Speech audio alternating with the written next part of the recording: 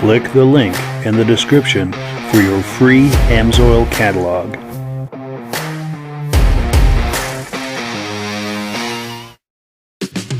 Before we get started, I'd like to give a quick shout out to some of our friends. The Eastern Snowmobile Racing Hall of Fame. Search for them on Facebook. Central Minnesota Pond Racing. Search for them on Facebook. The historic Lancaster Motel for the ultimate Eastern trail riding adventure. Crane's Snowmobile Museum at 172 Main Street in Lancaster, New Hampshire. The Vintage Snowmobile Club of America Quarterly Magazine. The Bridge Street Garage Racing Team, the house racing team of the Vintage Snowmobile Podcast. The New Hampshire Snowmobile Museum at Bear Brook State Park in Allenstown, New Hampshire. And lastly, if you decide to advertise with the Vintage Snowmobile Podcast, this could be your advertising message.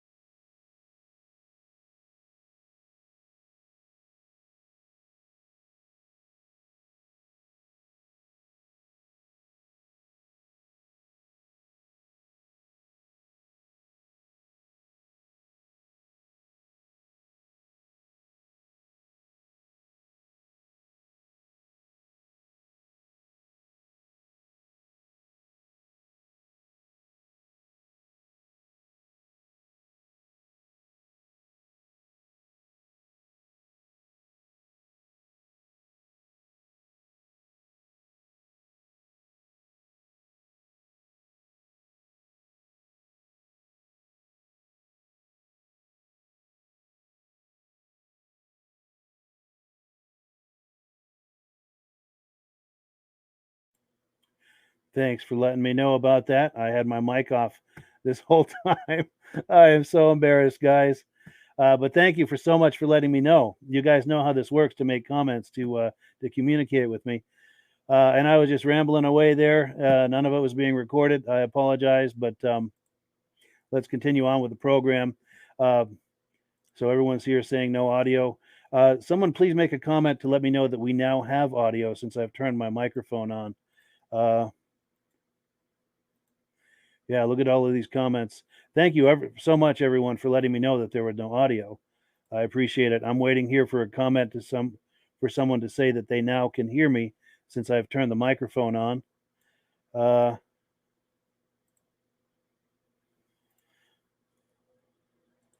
Going through here. There we go. Okay. Now we're getting some comments. They can hear me. Okay. We are in business, folks. And sorry to race through all of these comments, but we will get. I'll bring them on the screen as we continue with the program so that I can bring our guests on. And I'm going to do that right now. We've got our house racing team, the Bridge Street Garage Racing Team, Spencer Beattie and Lucas Nast. And we're going to bring them on right now. How you guys doing tonight? Let me turn your microphone on too. Why isn't it coming on? Yeah, if you guys can hold with me here for a second. There we go. Now yeah, we've got you on now. Can you guys hear me okay? Yeah, loud and clear. Okay, good. Gotta love technology, especially when it's not going your way. But yeah, we're here. Guys, yeah, welcome to the program. I really appreciate your coming on. Why don't you take a moment to introduce yourselves and tell us just a quick backstory on the Bridge Street Garage Racing Team. I'm going to put you guys full screen. So Bridge Street Garage started, I would say, about 5 years ago when we started racing snow. Hold on one sec. I got to fix this thing. Keeps wanting to fall off.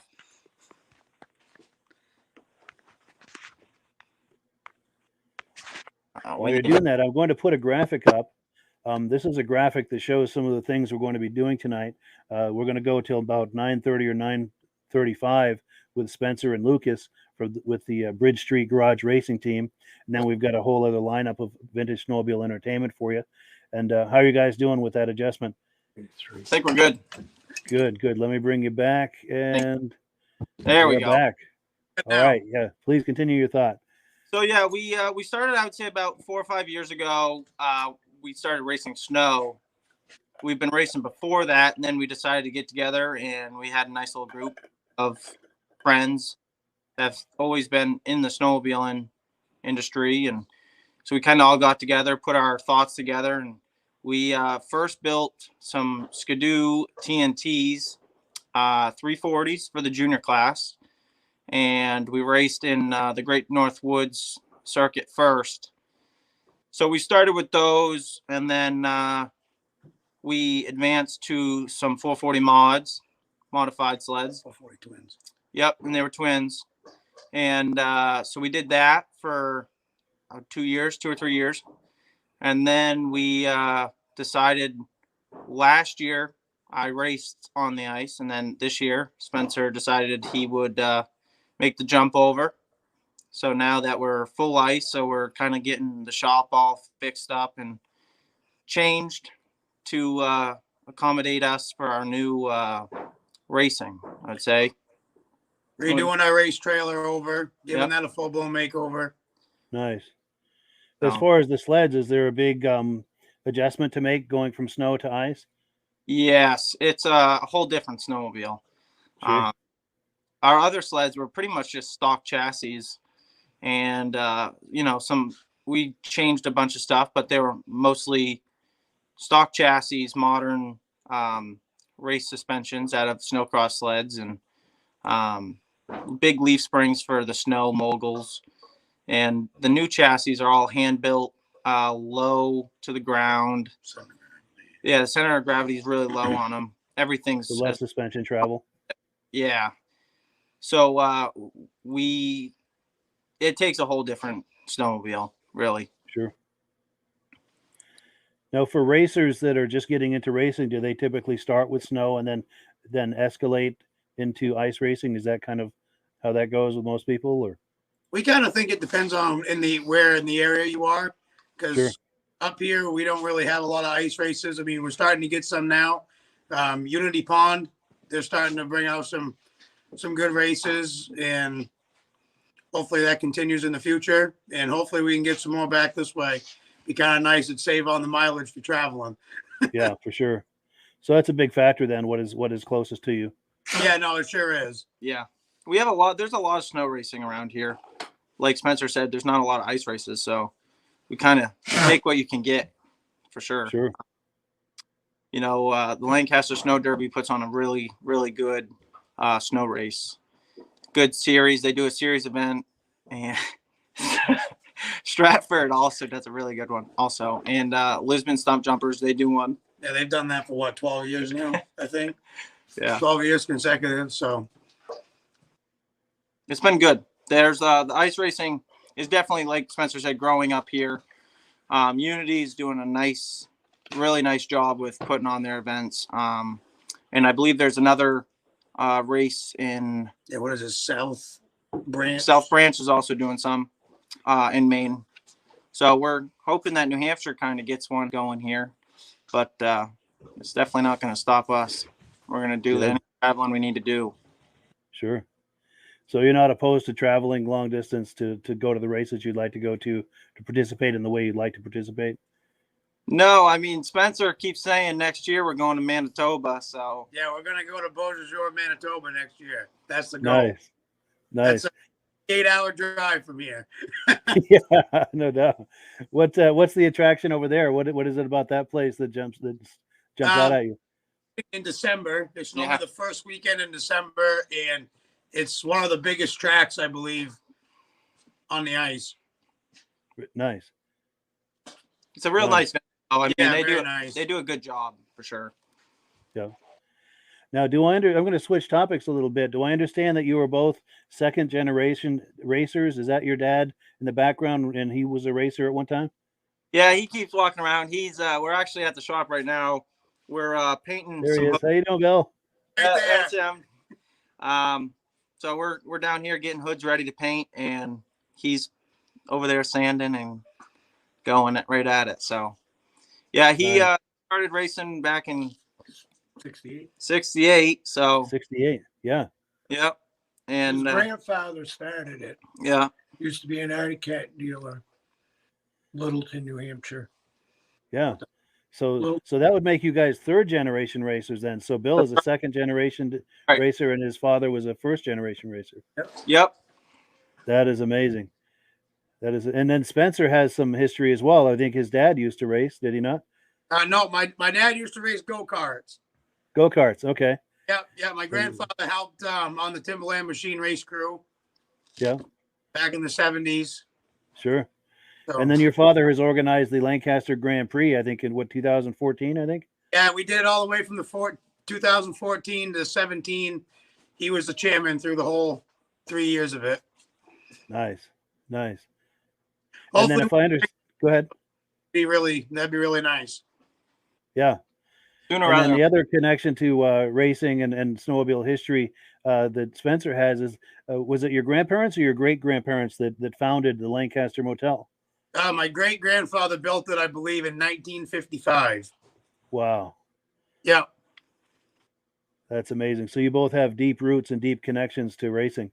Yeah, for sure. Outstanding. That is very cool. And I'm going to invite people who are viewing this, if they have questions for you or want to make comments about what we're discussing here tonight, to please join us in the comments. I've got the comments on the screen here so I can pop them up as they come in. But now, how did the two of you find each other to begin racing together as a team? It's kind of funny how that works. So I was racing with my father and my brother. My brother actually started first. My dad came home and said, "We're gonna do some vintage racing," and I said, "Oh, good," thinking I was gonna be able to do it. And he said, "Your brother's go race next week." I said, "Oh, good. What am I racing?" He said, "You're gonna watch." Too young. And I was young at the time, so I think the first race he raced, and then the second race, We both did it. We built a 292, 1971 292 Lynx. Yeah. And so I raced that. My brother had a Panther. Cheetah. He says cheetah. So 340. And then we did build a Panther after that. But so we started with those. And then I raced for about 2 years. And then me and Spencer used to go to high school together. Yeah, we had lunch at the same time, and he said to me one day, "Hey, you should get into racing with me." And I said, "Well, what's that entail?" "Well, come down to my dad's. I'll show you." And that's what all it took. Nice. Yeah, so we ended up coming down here, and we decided we were going to start racing Ski Doo TNTs because they were pretty dominant. And that's what my dad ended up racing in '74. He had a free air 340, so we jumped on that bandwagon, and we built 2 of those to start. And I believe I was young. I didn't even have my license. Spencer just barely had his license. Yeah. So I'd say I was probably around 13. And we started with the TNTs, and then we just kept building, and then we started racing with Bridge Street Garage and jumping on that bandwagon. Yeah, This will be the 10th year that me and him have raced together. 10 years. 10 years it's been. This coming 2022 race season will be 10 years. That's impressive. That is very cool. Do you find that it gets better each year as far as you just keep refining what you're doing and improving on everything, or? The toys get more expensive as the years have gone on. Yeah. I bet. At the least. But we, to answer your question, Mike, we usually build new sleds every year. So we really haven't been able to refine any of them. But after this year, because we just built a couple super mods, an F500 and another sled, we're going to really focus on those. We really want to do the best we can with the sleds that we have, and every year, well, for the next few years, just keep making improvements. We're hoping that they'll last us at least 3 to 4 years before we got to build new chassis and update everything completely. Now, when you're starting with a new chassis to build, are you thinking about the things that you liked and disliked about previous chassis that you want to either make sure to have or not have on this new one? Correct. Yeah, we try to, after I raced on the ice last year, and I found a lot of things that I did not like about the other chassis, so we kind of steered away from it. And then we stuck with the things that I did like, and we just kept trying to improve for this year. Nice. So constant refinement. Right, for sure. Good. So tell me about the Bridge Street Garage Racing Team. How many people are involved with that, and what are the roles of each of the people? Or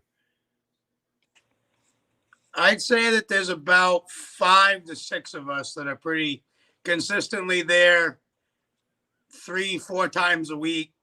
Me and Lucas are there literally every night, 7 days a week. Yeah. Plus the guy that owns the place. And then plus Rusty, he's the one that helps us out quite a bit. It's actually his garage, so he's out there till 2 a.m. with us. Yeah.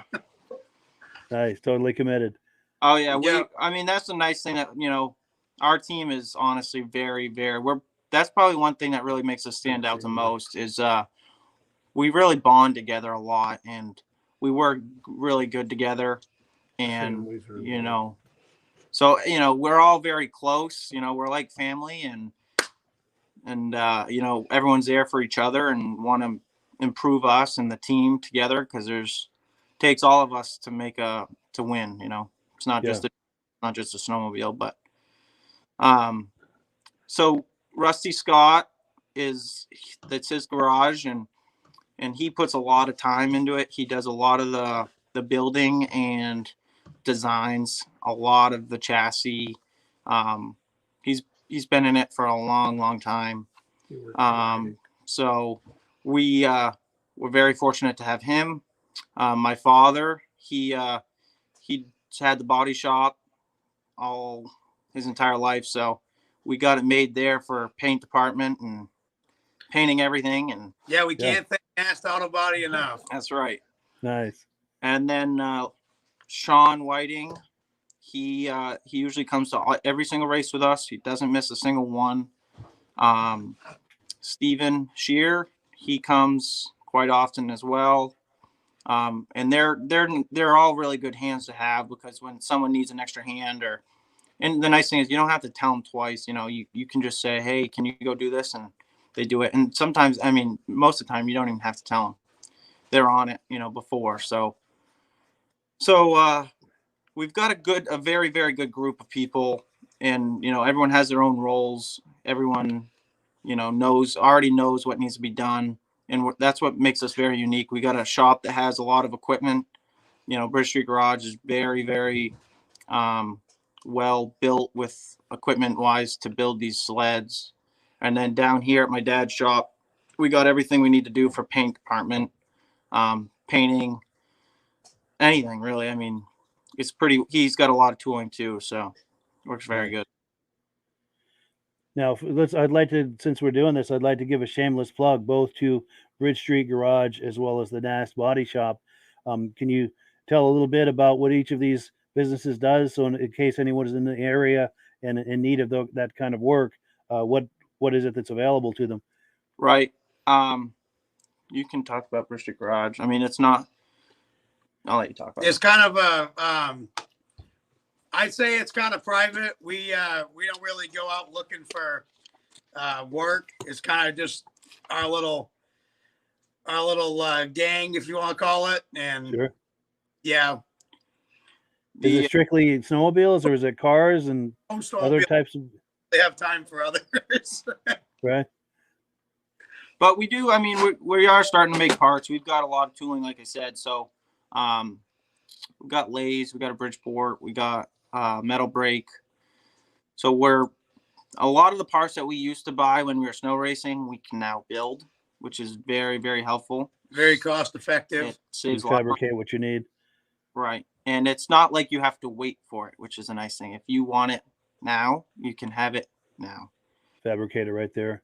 Right. And make adjustments to it if you're not completely happy with it. For sure. Right on the spot. Right. And Nice. so my dad, he got out of high school and had a couple body shops, and he's still doing it to this day. And he does not just body work, he does small engine work as well. So anything you can think of, he does it. Nice. So. Now, what makes we've talked about what makes Bridge Street Garage as a race team stand out from other teams, but have we missed anything? Is there anything else that you'd like to say about the team that maybe has going on that maybe other teams don't? I would say at this plan level, I mean, snow racing to ice racing really divides the group of people up for sure. I mean, definitely costs more, takes a little more intelligence, I would say. Sure. But you know, I think what makes us so, I would say, standing out, or you know, it's really the group of people that we have doing it. I mean, the camaraderie.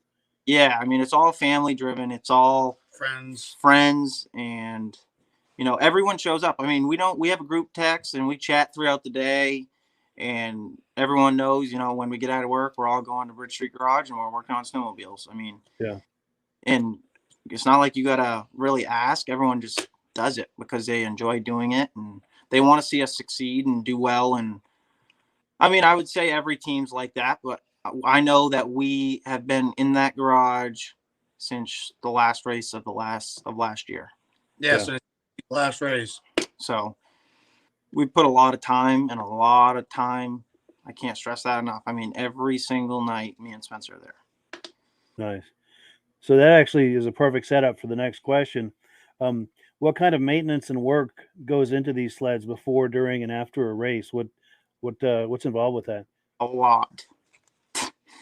I would say, you know, before we get to the track, there's a lot of I mean, we take these things apart pretty much every weekend, check them all out. I mean, everything, it has a lot of stress. I mean, we're going high speeds, the tracks aren't always relatively smooth. And there's a lot of stress on them, and there's a lot of welding. So you got to check, cracks. We have a lot of picks in them. So the picks usually can sometimes break. So you got to constantly check the picks after every single time you even run it. It doesn't matter if it's a 3-lap qualifier or if it's hot laps. Every time that sled goes out on the track, it comes back in the trailer and completely gone through. So, I mean, the steering has to be checked constantly. The clutching, we completely go through the clutches every time we run them. We check for stress cracks, because the last thing we need is to go back out on the track and have an incident or wreck or have a crash, something that could have been preventative. Preventative maintenance is always yeah, we don't like surprises. No, especially at those speeds. Yeah. No. So, No doubt. I mean, after the race, we bring them all back to the shop, check the engines all over. I mean, we try not to do anything that's not necessary, but it takes a lot of work. I mean, like I said, they completely gone through. So, yeah. And I'm sure on race day, you're probably adjusting for the conditions of that day. Yep. Jetting's a big one. Yeah. Sure. Gears, clutching, Air density. Air density. Once that raises or lowers, you got to make some adjustments, and even traction. In the morning it can be, very hard, and then soften up at the end of the day, and you might need to pull some studs out the outside band, and even change carbides. Carbides get worn quite a bit, so constantly need to sharpen them and make sure everything's up to par. Yeah, constantly checking to see what kind of an edge you have on that. Sure. Now I've got some video clips that you sent me a while back. Let's take a look at one of them, and then when we come back, I'll have you comment on what we just looked at. How does that sound? Sounds great. All right, let's do it.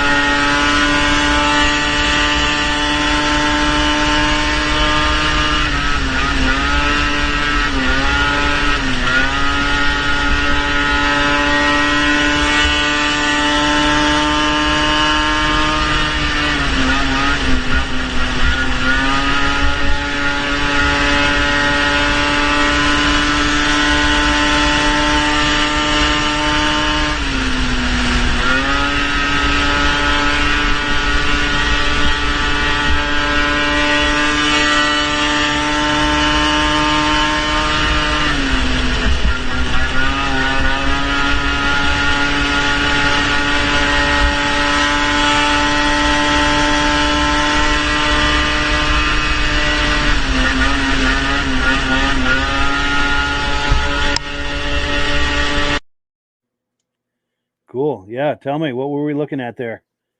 So that was Unity's race in Unity, Maine. That was the 340 mod class.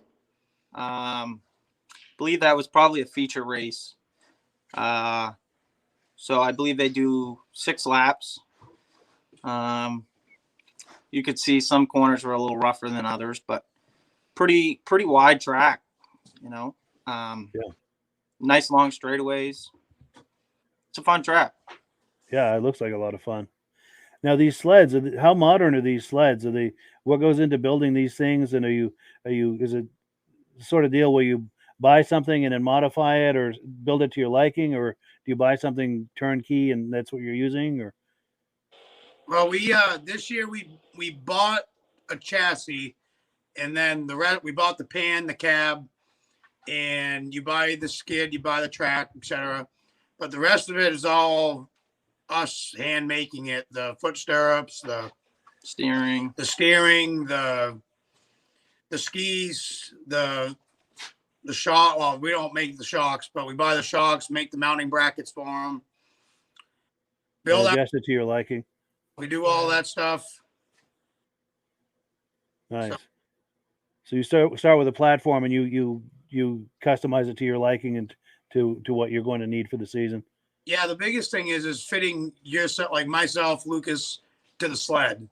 Yeah. You know, you got to be comfortable on it to make it go good. So Sure. Get the most out of it. Yep. And then go ahead. I'm sorry. I would say, you know, also they're, for like technology wise, they're pretty close to the same as a modern sled. We've got a lot of data loggers on our sleds. I mean, this is something new that I've been kind of tiptoeing with this year.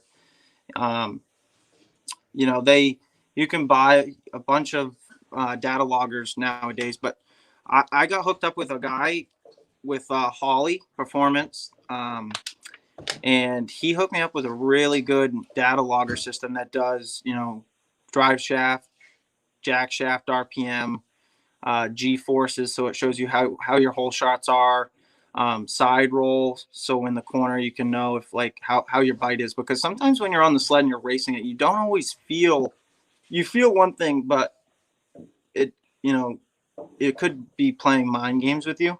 Yeah.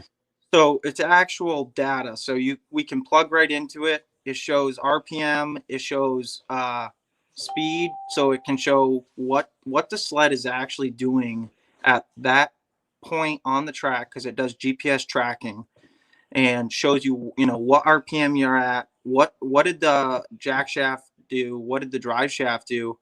What did the speed do? Did the RPMs fall? Did you spin coming out of the hole? I mean, there's a lot. I mean, modern sleds don't even have a lot of that technology yet. So, I mean, they're pretty close to the same. Nice. And that takes all of the emotion out of it. Like you were saying, if you're not sure what's going on, this gives you some data. So Yeah. you know one way or another what was happening there.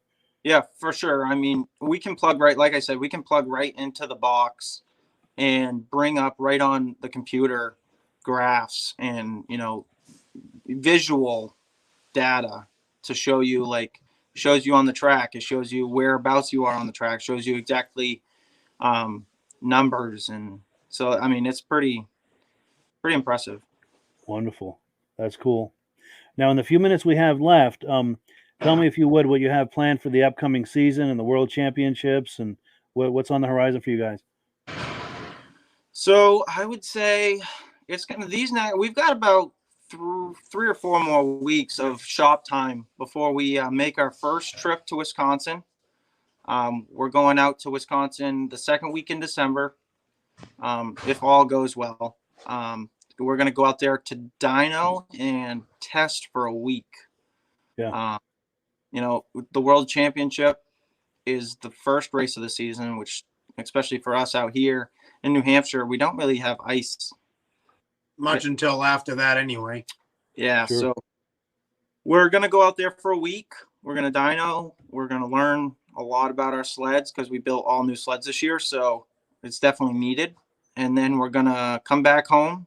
We're going to regroup, get everything ready in the trailer.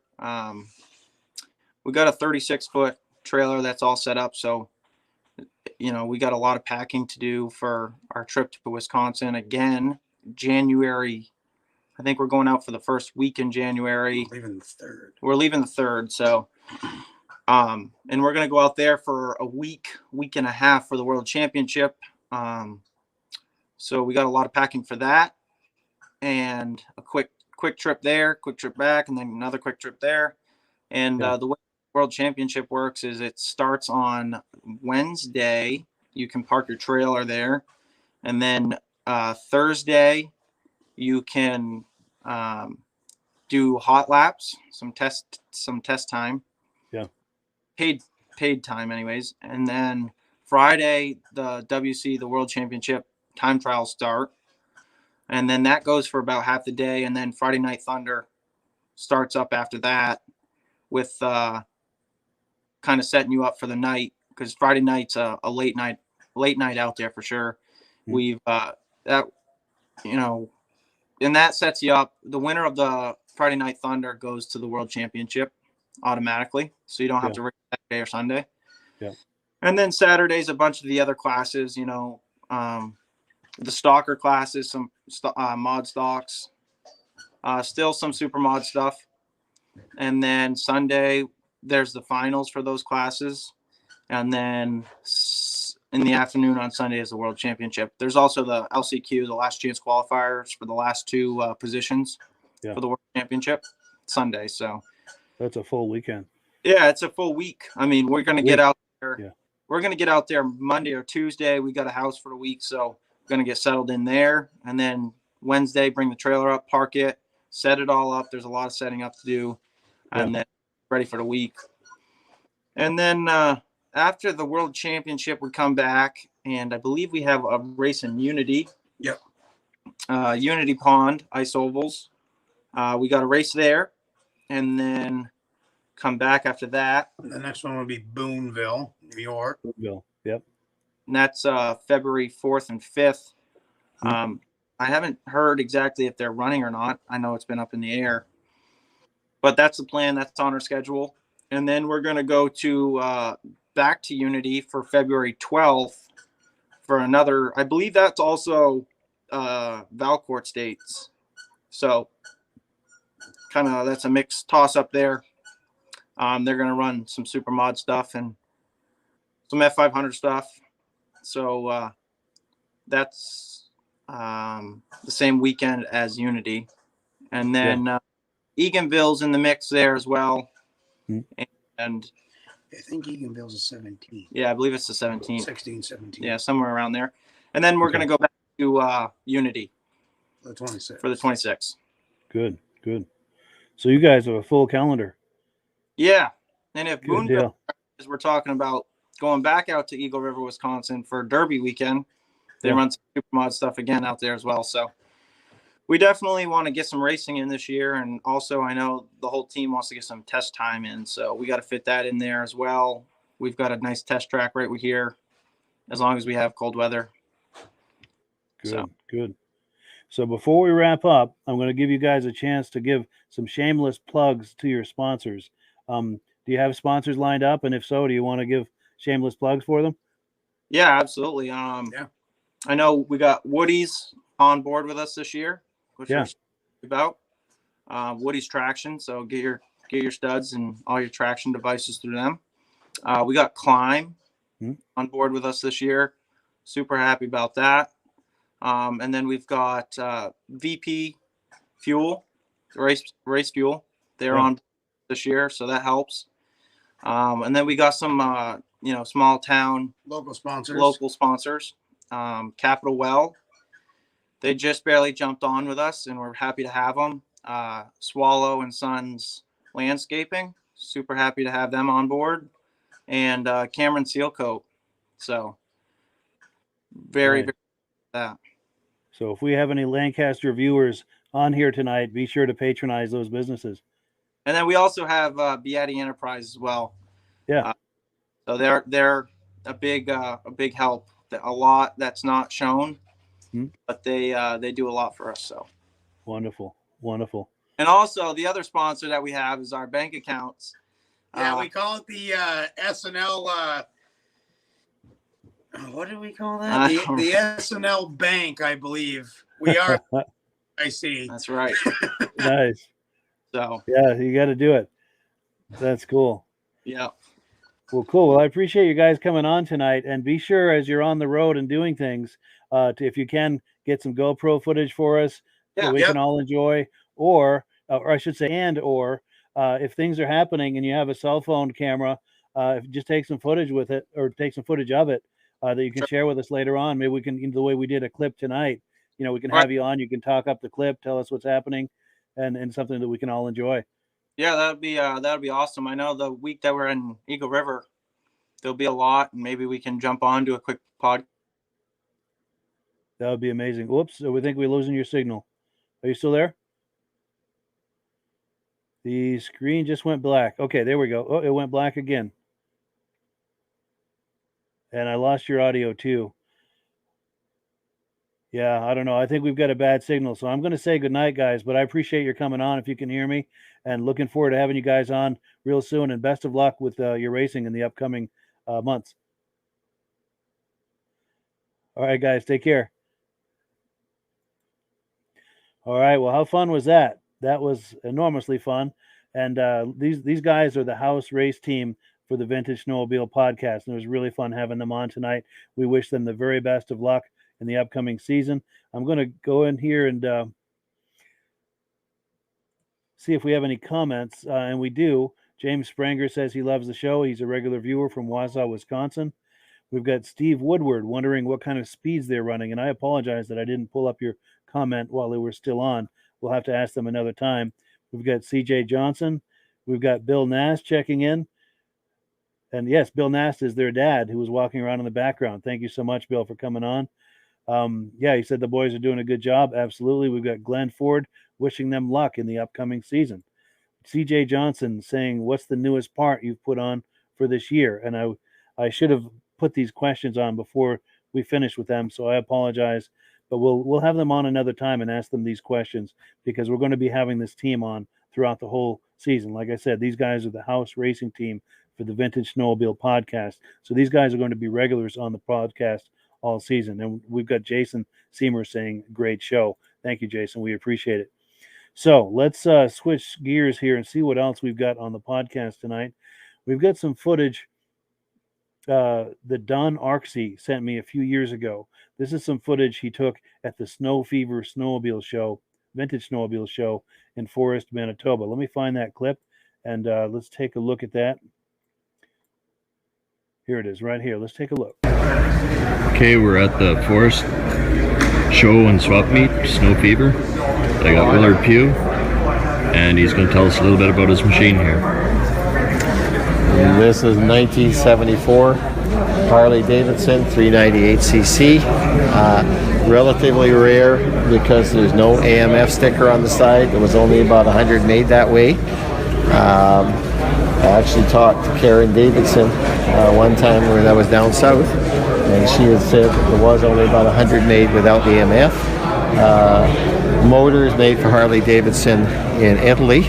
Okay, this one has electric start, and like I say, is a 1974 model. Okay, thanks, Willard. Good enough. Cool, yeah. So thank you so much to Don Arksey for that footage. That was a nice Harley Davidson. Now, if you are attending Vintage Snowmobile shows in the upcoming season, I encourage you to do what Don just did. If you've got a cell phone with a camera, just hold it horizontally like this. For a wide shot, it's very difficult for me to work with vertical footage. And if you're feeling comfortable approaching people at the show, the exhibitors, and asking them to talk up their sleds, getting that kind of footage like he just did, please do that. Send it to me, and this is something that we can all enjoy, so we can all see what other people are doing in this hobby. And it's really easy to do. I do this at shows all the time. I'll tell you how I do it. There's no secret or anything. I just approach exhibitors and say, is this your sled? And they'll say yes or no. If it's a yes, do you feel like talking this up to go on Facebook and YouTube? And they say, well, I don't know. I say it's just real easy. It's just like telling a friend about your sled. And not everyone's comfortable doing that, but most people are. And you get some really nice footage of people talking up their sleds, and it's a great way for all of us to enjoy this and learn about different sleds that people have. So I encourage you, if you're going to shows, to get some footage that we can all enjoy here on the podcast. I'm going to take one more comment, and we're going to look into some more videos. Here we go. Yeah, and I do encourage in the comments, if you've got sled for sale, sleds wanted, sled for sale, parts. Glenn Pinkham is saying anyone interested in a Kawasaki for sale. He's got 3 sleds and several parts. So if you're curious about that, do reach out to him there in the comments, and he'll be happy to help you with that. And if you have any kind of questions or things for sale, please post them in the comment section. All I ask is that you keep it clean and keep it about vintage snowmobiles. Also, before we get into the next video, I do have to do this quick shout out to our good friends at the Lancaster Motel. And I will catch you on the other side of this shout out. I'd like to give a quick shout out to our friends at the historic Lancaster Motel in Lancaster, New Hampshire. The Lancaster Motel has been serving snowmobilers since the 60s, and they are the perfect eastern trail riding destination for snowmobilers young and old. The Lancaster Motel is right on Corridor Trail 5 in Lancaster, New Hampshire, with plenty of parking for vehicles, sleds, and trailers.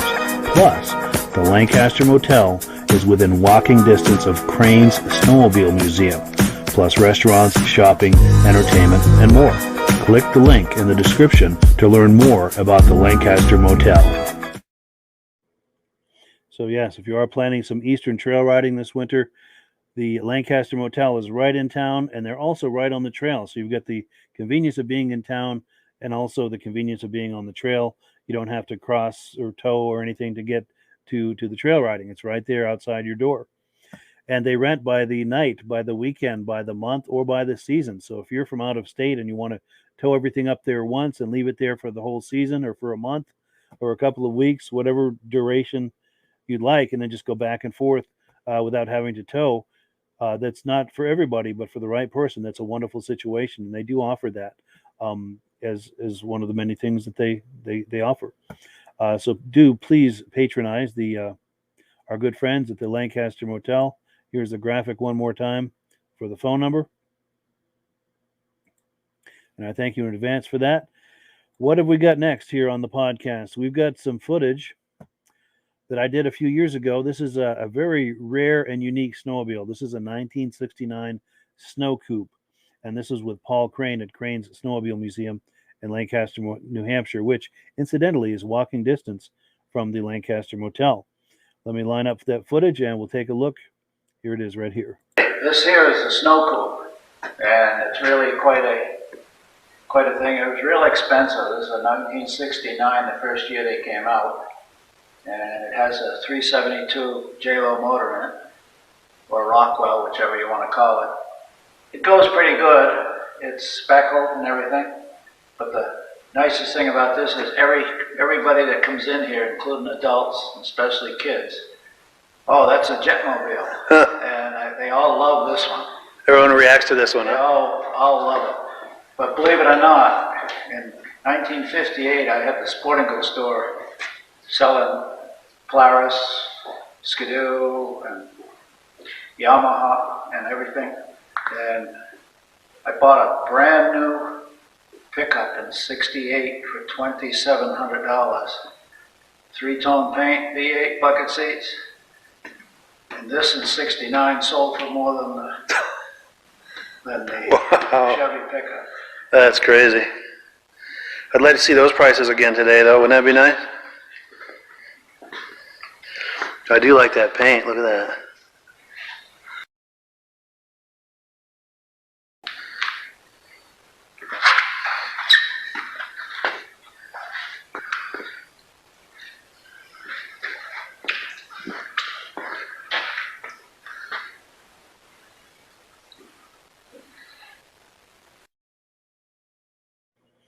Yeah, he's right. That does look like something you'd call a Jetmobile or something like the Jetsons would use, doesn't it? It's a truly unique. I don't know how that handled, but truly unique snowmobile. Now, next up, we've got kind of a theme here with Lancaster tonight, but there's so much history in Lancaster that it's not hard to do. It's just that kind of a place. We're going to visit the site where the first Ski Doo snowmobiles were imported into the USA back in 1958. This is right in Lancaster, New Hampshire, and it's incidentally right behind the Lancaster Motel. Let's hear that conversation. This is Midge Rosebrook telling us about the location where those first Ski Doo snowmobiles came into the U.S. Folks, this is the original site of the old Sherman Motors building that was purchased by Timberland Machines back in 1958. They sold Bombardier products from Ontario, Canada, and they needed a branch store in New England. So Bob Bottoms, the manager of the store in America, he came to New England and he looked all over. He looked at Maine, Vermont, New Hampshire, Massachusetts. He did an extensive search, and he just happened to look at Lancaster as being the center hub of logging back in the 1960s and the late 50s, and he settled on Lancaster as the branch store. And behind me is where the old Sherman Motors building was. It was a Dodge dealership. They went out. He purchased the building, and this is where the original Bombardier Ski Doo came to America in 1959, right here. December 4th, 1959, the first Bombardier Ski Doo came to America. Imported right into the building that stood on this spot. The building is not the original building. The original building was torn down. This building was further down. They moved it up here. This building belonged to the old Thompson Manufacturing Company. And they moved it up here for a welcome center. But the original building, the Dodge dealership, that building was torn down. But it was in about this area. You said it was at a different angle, huh? It was a different angle. It was more like here, and I think it was more this way because there were some sheds to my left. There was a series of sheds where they kept the school buses back then. And so this whole area here was all Sherman Motors Company area at that time. And yeah, they had a phone call from J. Armin Bombardier sometime in 1958 to come up to Valcourt to check out this new little over-the-snow vehicle. Yeah, so that is, if you're a Ski Doo enthusiast, that's where the story all started here in the U.S. And going back to that clip with that Sno Coupe, that video clip we looked at with that Sno Coupe, Paul Crane, he was the first American to ride a Ski Doo snowmobile in the U.S. and Canada. Yeah, and he's just down the street from there at the Lancaster Museum. So if you were traveling through New England and want to take in some snowmobile history, Lancaster, New Hampshire is the place to do it. You can stay at the Lancaster Motel. Right behind there is that location that Midge was talking to us from. And then at walking distance from there is Crane Snowmobile Museum, epicenter of snowmobile history in the East. All right, so what have we got next? We're going to look at some footage that Ralph Crusco sent to me a few years ago. This is a 1976 Ski Doo Olympique 340. And let me get that queued up. Right here.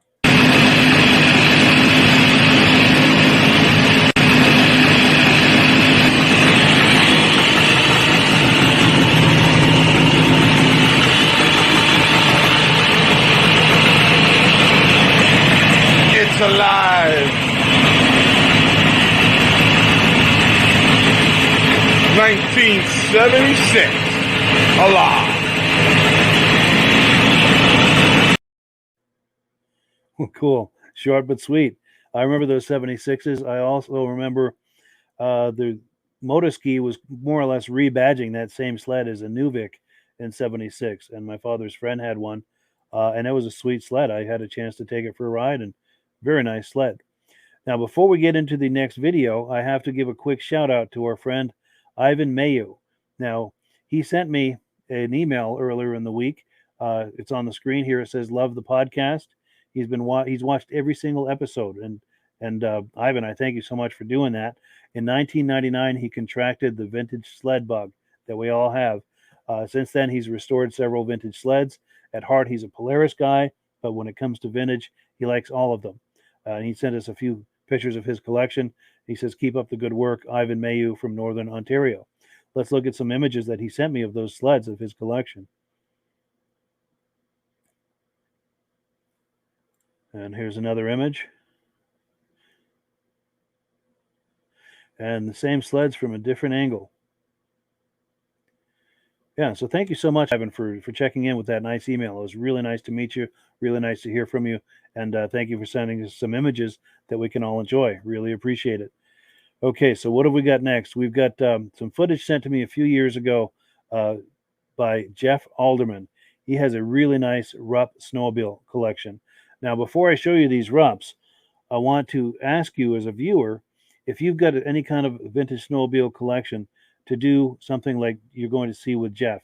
He just went out there with a cell phone and took some nice video footage. And as you can see, it's broken up into little clips, but I edited the clips together, and it gave us a really nice presentation that we can all enjoy. And I'll ask, if you do that, is to hold the camera horizontally for wide shot, because it's very difficult to work with vertical footage. But let's take a look at Jeff's Rupp snowmobile collection. I think you're going to like it. Okay, so here's a video of my 4 Rupps. There's 2 75 FA free airs here. On the left is a 440, then a 800 custom, which we'll get into that one a little bit later. Now we'll come over to the Magnums, and this is a 76 800 that's custom, and this is a 440 76 Magnum. Not quite sure yet which one's the pride of the fleet.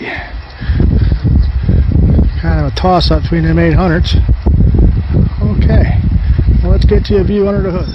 Okay, so here we are again. Let's get a closer look at those 2 custom 800s. So let's see, 75. No, FA. They never did make an 875, or at least put it in that sled. And this, 76 Zenoa, 3-cylinder, 800. I don't think they had that either. I guess that makes them special. Right there is fast. And I ain't sure yet, because this one I just got. And I'll tell you what, every time I try to get more, she just gives more. Oh, pretty though. Real pretty. Okay, that's fair.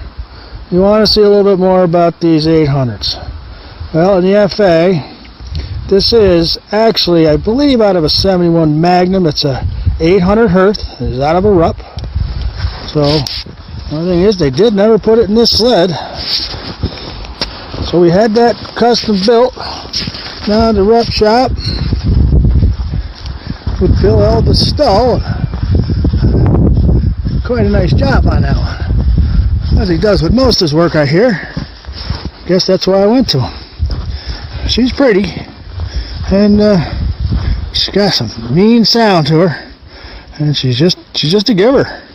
All right, then here's the 800 Magnum. Now, again, I don't believe they ever made a triple. So what Bill did was took 2 440s, cut one in half, and I guess you weld them together. That ought to be pretty easy. Then you gotta make a crank that fits in there. Well, you know, on it goes. But that's a heck of a motor right there. They tell me don't be afraid to run her. She wants to run, but I'm just afraid when it breaks, what Bill's going to have to charge me to fix that one. So we'll see the 800s at the shows. We'll listen to them, but we won't see them on the line. And here's a little view from the rear. 75s and the 76s. And here's the other side, 76 to 75.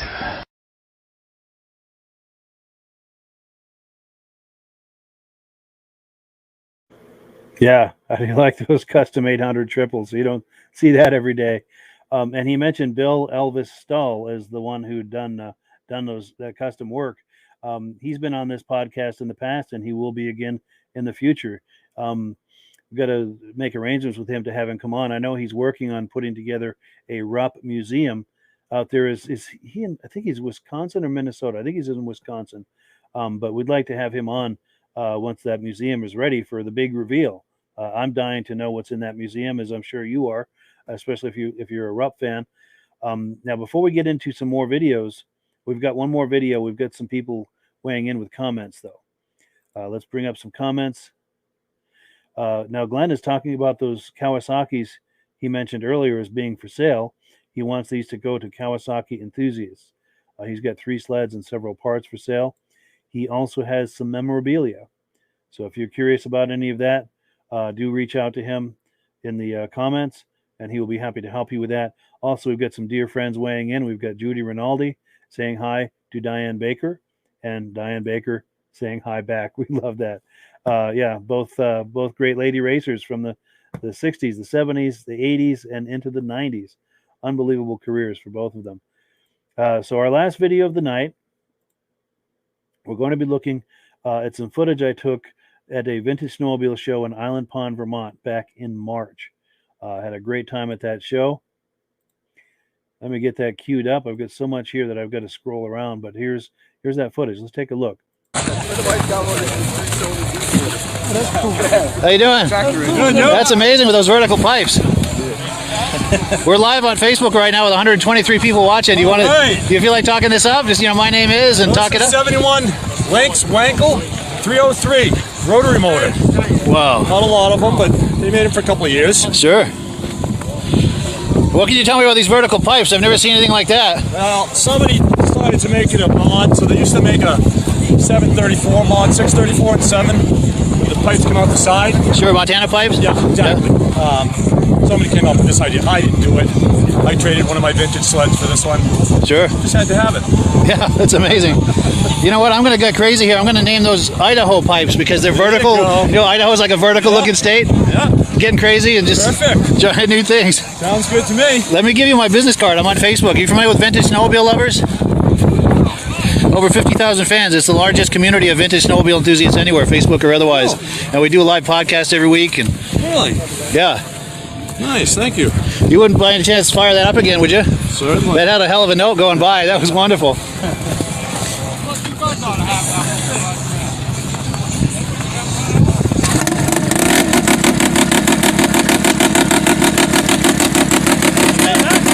amazing. Yeah, that is amazing. Where are you based out of? Kirby, Vermont. Kirby, Vermont. All right. Not far. What was your name again? Bob Halpin. Halpin. Halpin. Yep. Nice. Are you on Facebook? Should I look you up? Yeah. Oh yeah. All right. Yep. I am the trail master for Caledonia County Snowmobile Trail Club. Yeah. Nice. I gotta go get my clothespin so I can put my label on. Yes, totally. Well, yeah, great meeting you, man. Thank you so much for talking that up. All right. That was a moment right there with those pipes. Cool deal. All right, man. Nice meeting you. You too. Thanks. All right, let's continue the quest for excitement here.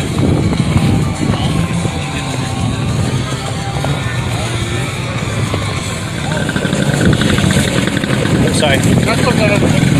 Are any of these yours? We're live right now on Facebook with 116 people. You want to talk it up? Because my name is, and just talk it up. Sure, yeah. Get right in the shot. 68 Alderman. 69 Alderman. 69 Alberg. And what was your name again? John Kilton. Kilton. K-I-L-T-O-N? T-I-L. Oh, T-I-L-T-O-N. Sorry, with that sled going. Yeah. But we'll give him. There we go. Yeah, if you want to talk it up. Well, there ain't much to talk about it. I've had it probably 25 years or so. 25 years or so, yeah. Got enough of a friend.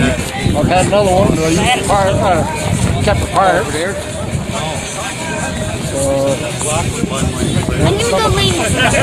Brother's done some work over the last couple of weeks with my nephew. Yeah. They stayed up till 11 o'clock last night trying to get the carburetor working. I'm going to lay in the snow over there. Sure. What can you tell us about the Alberg brand? Originally it came out of the Alouette beat, the basics of it. Yeah. I'm going to StarCraft too.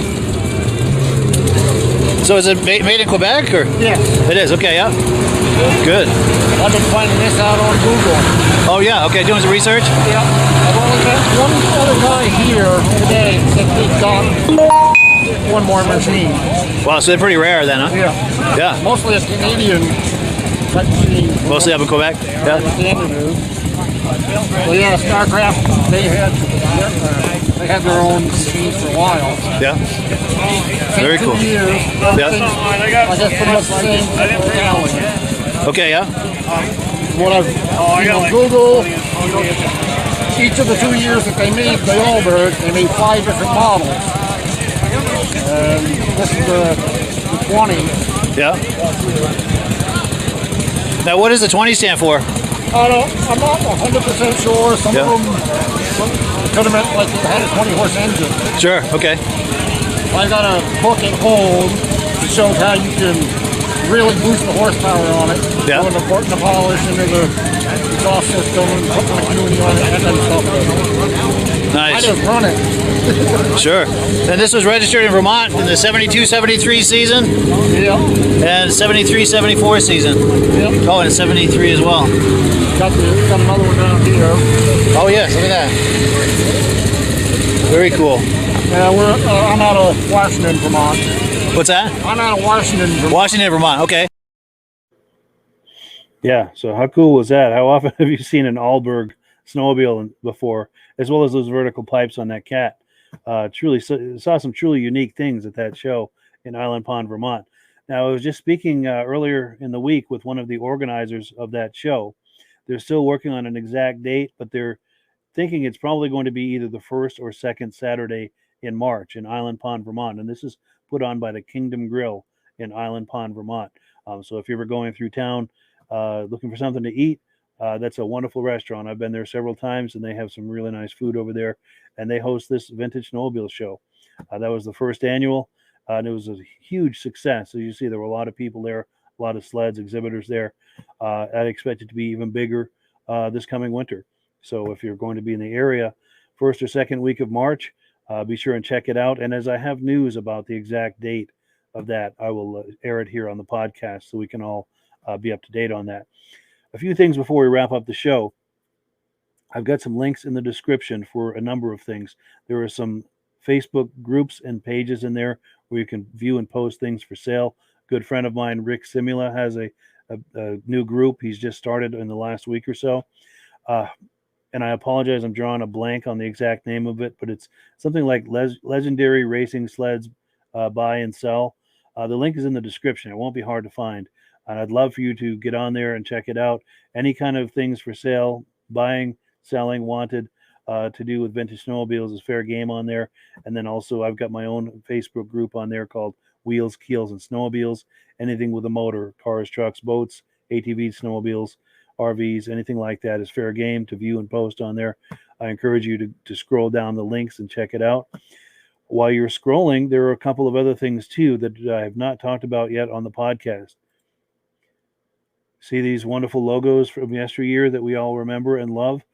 You can get any of these logos put on a mug, a t-shirt, a hoodie, a magnet, a tote bag, anything you like. You can have that logo put on there, printed. And there's a link in the description. Just click on it and it'll take you there. You can pick out your logo and then pick out what you'd like to have it printed on. These make wonderful Christmas gifts, and it's done in the USA. Lastly, if you had as much fun as I did last season, season 1, with the Vintage Snowmobile Podcast, you're going to love this 2-DVD set. This 2-DVD set contains all of the interviews from season 1, plus, which is almost, by the way, this is almost 4 hours of vintage snowmobile entertainment.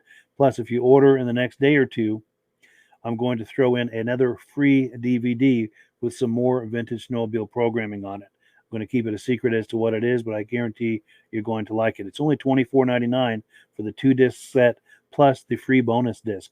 It's a heck of a bargain. And if you enjoyed last season as much as I did, this is a wonderful souvenir, a wonderful keepsake, and a wonderful gift, especially for Christmas. So I hope you will consider clicking the link in the description and ordering your 2-DVD set with the free bonus disc.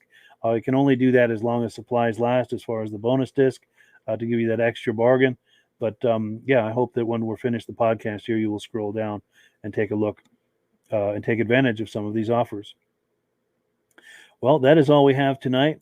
I thank you so much for tuning in. I thank the Bridge Street Garage Racing Team for coming on tonight. They are the house racing team for the Vintage Snowmobile Podcast, and they're going to be checking in regularly throughout the season. And also our friend Joshua Gilbert, another racer from out west, made a comment tonight. We thank him for doing so, and I'd like to have him on a future podcast as well to find out what his plans are and his goals for the upcoming season. All right, folks, that is it. Thank you so much for viewing. We'll catch you on the other side next week, same time, Thursday, 9 p.m. Eastern Time, and we'll close as usual with this final word from our friends at Mad Rant. Hello, everyone. This is Rob and Mike. How you doing today, Rob? I'm doing good. Mike, yourself? Very well. Thank you so much for coming on. I appreciate it. Now, today, we're going to be talking about AMSOIL. And in a few moments, we're going to show you how you can get the deepest discounts, free shipping, and free gifts when you order your AMSOIL products through us. But first, I'm going to ask Rob to give you a quick description of what AMSOIL is and why you should consider using AMSOIL products in your motorized vehicles. Thanks, Mike. AMSOIL is 100% synthetic oil. Everybody uses AMSOIL for a different reason. Some people like the benefits that AMSOIL is warranted for 25,000 miles or 1 year. The reason we can do that is because AMSOIL doesn't oxidize. It doesn't form the usual carbons, gums, sludges like petroleum oils do. That's why we can keep it in the engines longer. Petroleum oils never do wear out. They oxidize themselves. That's why they have to be changed at 3,000 kilometers. And AMSOIL likes the benefit that you only have to change the oil once a year. That saves them money. Some of the people like the benefit of AMSOIL is it's a slipperier type lube. By having a slipperier type lube, it cuts down friction drag. By less friction and drag, engines run 20 to 50 degrees cooler, better gas mileage. Now, AMSOIL says 25% more protection than the industry requires is in the AMSOIL bottles. My average customer gets about 10% increase in gas mileage. That's a big savings. Yeah. And by cutting down friction and drag, for every 10 degrees you cut down the friction and drag, doubles the life of the engine. So by having the engine run cooler, it makes it last longer. Some people like the benefit of the range of the AMSOIL. AMSOIL's flash point is 425 degrees, and it pours at 50 below zero. Wow. If you ever tried petroleum oil when it's 10 below, it turns to honey. And in the summertime, petroleum oil thins out, and once it thins out, that's when it starts breaking down. So AMSOIL is an all-season oil, can give you better gas mileage, longer engine life, less maintenance. It ends up being cheaper over a year's time running AMSOIL than it is petroleum oils. That's amazing. That's amazing. And AMSOIL is available for pretty much any motorized vehicle, anything from lawn equipment, cars, trucks, boats, ATVs, motorcycles, snowmobiles. Yep. And a lot of people phone me up and say, well, what's the benefit of our gear lube? Exactly what I told you about the engine oil. It pours in cold weather, it runs cooler, makes the equipment last longer. And they say, well, what's the benefit of the small engine? Same thing. Makes the engine run cooler, last longer, better performance. So it saves on all the applications that AMSOIL has available. Wonderful, wonderful. So yeah, let's talk now. Hopefully this has convinced people to think about maybe joining us in the AMSOIL experience. Let's talk about some of the discounts and free shipping and how that all happens. I'm going to pop a graphic on the screen. And yeah, by all means, if you want to talk people through how this preferred customer program works. AMSOIL has a number of different programs. One of our main ones is a catalog customer, where somebody can order directly out of our catalog. If they order out of the catalog, they order $100 worth, AMSOIL will ship it right to their house. But our best program is our preferred customer. For only $10 for 6 months, you become a preferred customer, you save 25% on all the product. You order $100 worth, they're going to give you free shipping. You don't have to order a whole case. You can mix and match. Say you want 4 bottles of small engine, 7 bottles of 5W30, and a couple of gear loops. You can mix and match. You can order 1 bottle at a time if you want. There's no minimums, no maximums. By being a preferred customer, you save over 25% on all the products you're going to buy. AMSOIL sends you extra gifts, a $5 gift certificate on your birthday, $5 when you renew your account, and stuff like that. So it's a good way to save on some of the products you want to buy. For sure, for sure. Yeah, it's an incredible value. And this is the deepest level of discount that anyone can get when ordering AMSOIL. Is that correct? It is. It is. Wonderful, wonderful. So let's take people through the step-by-step experience of placing an AMSOIL order. Then that would include signing up for the preferred customer preferred customer program, so they can receive those deepest levels of discount. So let's go to the website. This is what the website's going to look like. These are some screenshots. Once you go to AMSOIL.com, there's a link in the description, or you can just type that into a browser, AMSOIL.com. This is the page you land on. At the upper corner of the page there, you see how I've circled in red. That is the link to click, the Join Now link. That will take you to the Preferred Customer Program page, where you can take advantage of all of these discounts and free shipping and everything that we've just been talking about. This is what that page looks like. In the lower right, you're going to click Join Now. This will pop up. You select the duration you'd like, whether it's 6 months or 12 months, and click Add to Cart. Now, once this pop-up goes away, you'll be back on the main page. And the upper left, you'll see where I've got that red arrow. It says Shop. Now you can start shopping for products, and on your very first order, you're going to get these discounts and the free shipping as long as it's over $100. You'll get all of these benefits right away. So once you click shop, it's going to take you to the product page. There's different types of oils, lubricants, so on and so forth. For the benefit of this exercise we're doing now, I'm just going to click motor oil. It shows different types of motor oil. Let's click gasoline. Now this takes us to an item. It's their synthetic motor oil. And you can see the item there, and there's choices for different viscosities. But take a look at the price. Let's take a closer look. Let's zoom in. But if you've joined the preferred customer program first, you're going to automatically get the deepest levels of discount. That's what we're looking at here. You're saving $3.80 on that quart of oil. Instead of paying $16.29, you're now paying $12.49 for that quart of oil. That is the deepest level of discount you can possibly get. And then you just add the quantity that you'd like. You select any other items that you're thinking about, add them to the cart. And once you click add to cart for the final time, you're going to see this come up at the top of the screen. It's going to show your items and your the total that you're at so far. Pardon me. And then you just click view cart in the upper right, and that'll take you to your cart. Take a close look here at the upper right. That blue box shows that you're getting free shipping. You're eligible for free shipping on this order because it's over $100. That little yellow box shows that you've got the preferred customer membership on your order that gives you the deepest levels of discounts for the next 6 to 12 months. And then below that, you've got the items that have been selected. For the exercise here, I selected 9 quarts of the signature series, but that brings us up over $100 for the free shipping. We're saving $34.20. And if you're ready to finish, you click checkout now, and that takes you to this screen here. If you haven't signed up with an AMSOIL account at this point, just click in the lower right to create an account, create a new account. It's going to ask you for some basic information, name and those types of things. Now let's take a closer look. You'll see this gray shaded box. This is a very important box. This is going to ask you if someone has referred you to AMSOIL. And if so, please enter my name. My name is Mike Lapierre. It's spelled right there on the screen for the correct spelling. And also the referral number, 304-555-94. That's how you make sure that Rob and I get credit for this. Now, in the interest of full disclosure, I have signed up for AMSOIL under Rob. So when you order using this referral number, Rob and I both benefit. So if you enjoy these podcasts that we're doing, this is a wonderful way to support the podcast, because when you order using this referral number, Rob and I both benefit. And the commissions I make go directly toward offsetting the cost of doing these podcasts. So I thank you in advance for that, for using my referral number. I very much appreciate it. And once you've done that, you just go into the next screen to enter your payment information, and you're done. Now, once you've placed your order that's over $100, and that order includes your AMSOIL preferred customer program, you are now eligible to get a free DVD from myself. Now, this is going to be either a muscle car DVD or a vintage snowmobile DVD.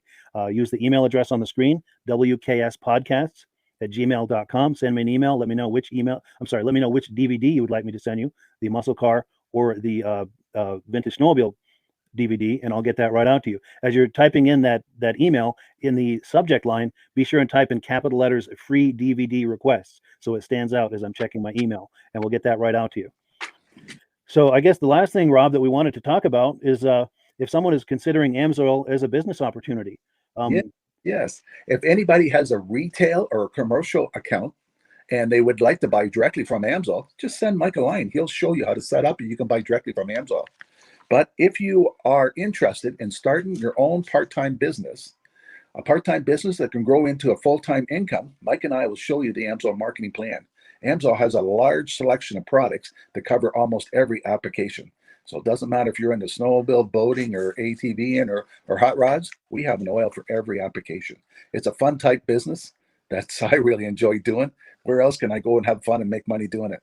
And Mike and I are here to help you all the way along. If you need any help on how to promote or to find new accounts, we're here to help you. For sure. So when you sign up under that number, this 304-555-94, you're getting Rob and I as a team. Now, Rob has been doing AMSOIL for 40 years. Can you believe that? 40 years. So he knows every aspect of this business, and he knows all of the ins and outs of the products. So he'll be able to help you with any kind of product questions or any kind of questions to show you the different business models that you can do with AMSOIL.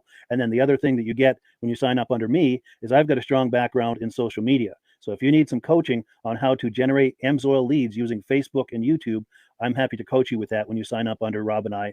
You get both of us as a team to help you, to coach you, to support you, whatever you need to get you off and running with this business and having fun with it. Like Rob said, it's an enormous amount of fun. If you're like Rob and I and you enjoy going to any kind of boat shows, car shows, motorcycle shows, snowmobile shows, anything with a motor, you like going to those shows, those events, those races, this is a great way to turn that into a income opportunity for you. Yes, yes. And just by wearing my AMSOIL hat at one of these events, people come up and ask me about AMSOIL. Wonderful. People don't know where to buy it, and I'm there to help them, show them where they can buy the product. Perfect. Well, cool. Well, this is great. Any final thoughts, Rob, before we wrap it up? AMSOIL's a fun business. AMSOIL's been around since 1968. You know, it was the first synthetic oil to be AI approved. Wow. Yeah. That's amazing. And that's very early in the game too, isn't it? Yes. For sure. Well, good. Well, thank you so much, everyone, for viewing. Hopefully, we've gotten you excited as we are about the AMSOIL products. We'd love it if you could join us either as someone who uses the AMSOIL products or to join the AMSOIL team as a business opportunity. And we thank you so much for viewing. Have a great day. You have a good day.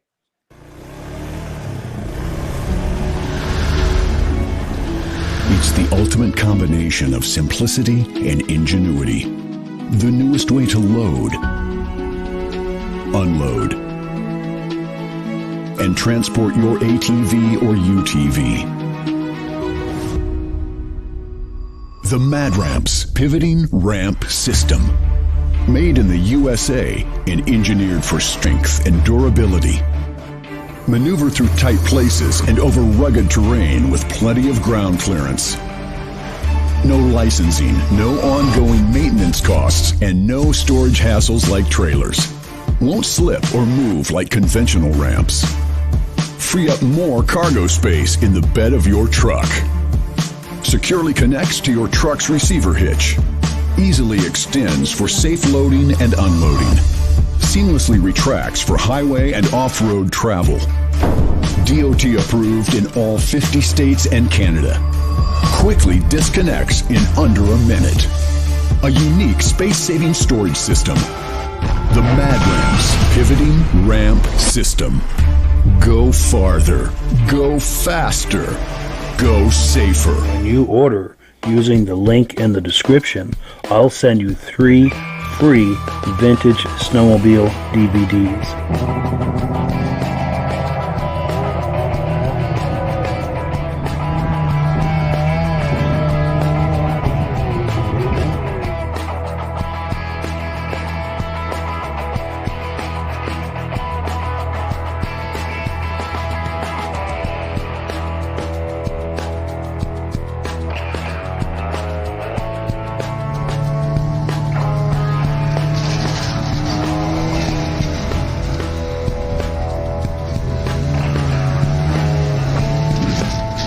When you order using the link in the description, I'll send you 3 free Vintage Snowmobile DVDs.